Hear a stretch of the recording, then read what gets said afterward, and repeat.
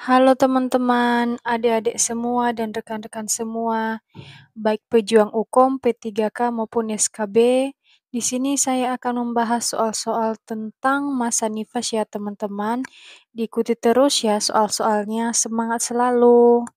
Soal yang pertama, seorang perempuan umur 24 tahun, P1A0 nifas 1 hari di BPM. Khawatir ASINya tidak cukup untuk kebutuhan bayinya. Hasil anamnesis, ASI belum keluar, bayi menangis terus.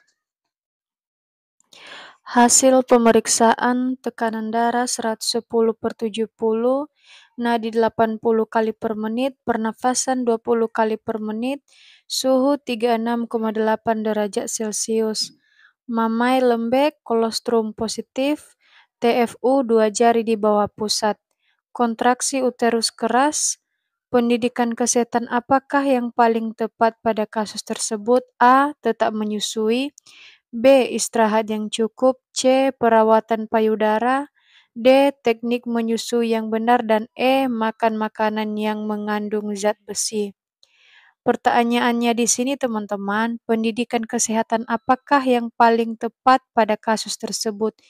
Di kasus ini dikatakan bahwa ibu khawatir ASINya tidak cukup untuk kebutuhan bayinya. Di sini ASI belum keluar dan bayi menangis terus. Maka pendidikan kesehatan yang paling tepat di sini yaitu teman-teman tetap menyusui, supaya ASI ibu bisa keluar lancar dan bisa menyusui bayinya dengan baik dan benar. Maka jawabannya adalah A, tetap menyusui. Soal selanjutnya,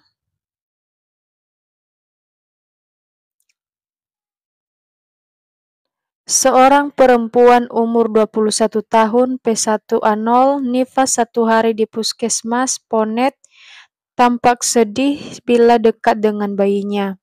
Riwayat persalinan vakum ekstraksi dengan indikasi kala 2 melampaui 60 menit. Hasil anamnesis berulang-ulang mengatakan kehamilan dan persalinan ini menyiksa dirinya. Ibu sangat gelisah dan menolak menyusui.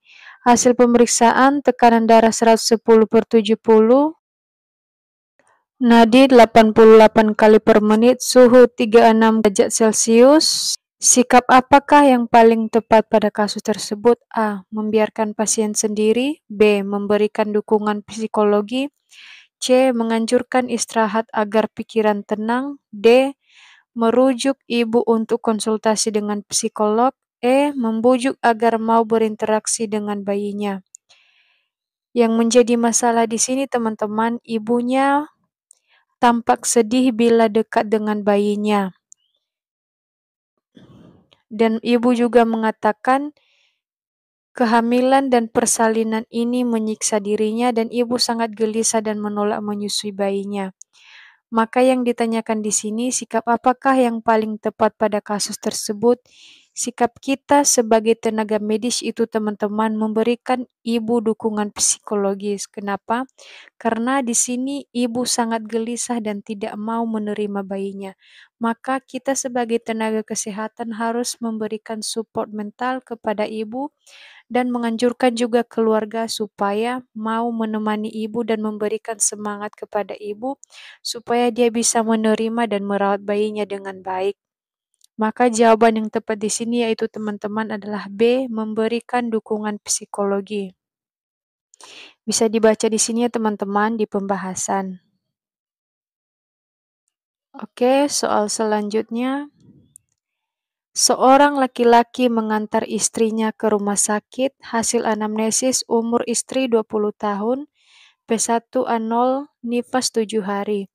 Istri sering menangis, sulit tidur dan menolak menyusui bayinya. Hasil anamnesis riwayat persalinan bedah sesar. Ibu menolak pemeriksaan dan tiba-tiba menangis. Diagnosis apakah yang paling mungkin pada kasus tersebut? A. Stres. B. Psikosis. D. Skizofrenia. D. Ambivalensi. E. Depresi postpartum. Di sini ibu dikatakan sulit tidur dan menolak untuk menyusui bayinya. Maka diagnosis yang paling tepat di sini yaitu ibu mengalami depresi postpartum.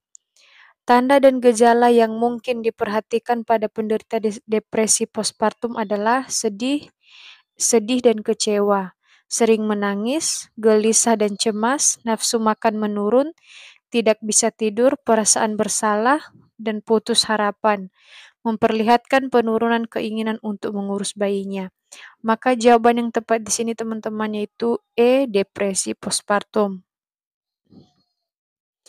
Soal selanjutnya, seorang perempuan umur 36 tahun melahirkan anak kelima di BPM dengan keluhan pusing setelah 30 menit plasenta lahir.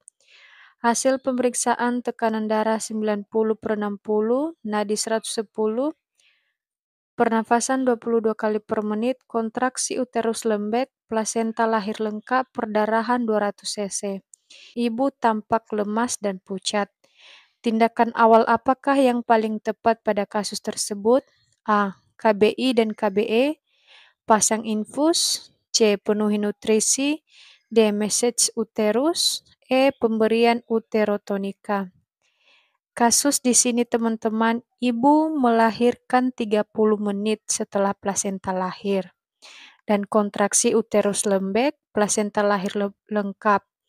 Ibu tampak lemas dan pucat. Yang ditanya di sini yaitu tindakan awal ya teman-teman.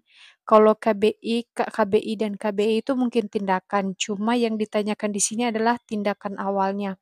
Tindakan awal yang harus kita lakukan dengan kondisi ibu ini teman-teman karena dia lemas dan pucat yaitu kita harus melakukan pemasangan infus karena di sini di keterangan tidak ada pemberitahuan kalau ibunya sudah diinfus. Maka tindakan yang harus kita lakukan yaitu pasang infus teman-teman. Maka jawaban di sini adalah B, pasang infus. Bisa dibaca juga di sini ya teman-teman ya, penanganan retensio plasenta. Soal selanjutnya, seorang perempuan umur 22 tahun, P2A0 nifas 14 hari datang ke BPM dengan keluhan demam sejak 2 hari yang lalu.